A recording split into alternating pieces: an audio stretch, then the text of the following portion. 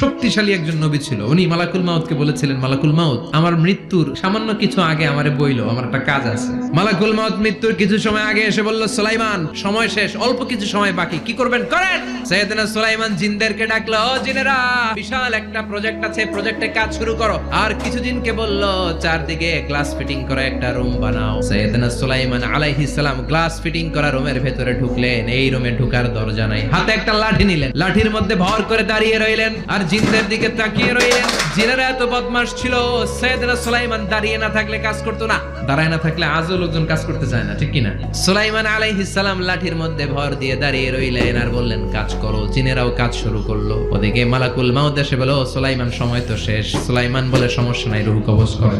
মালাকুল মাউত ওইভাবে লাঠিতে ভর দেওয়া অবস্থায়, দারুণ অবস্থায় সাইয়েদনা সুলাইমান আলাইহিস সালামের রূহ কবজ করে নিলেন। উনি এমন ভাবে দাঁড়িয়েছেন, রূহ চলে গেল, লাশ হয়ে দাঁড়িয়ে রইলেন। লাঠি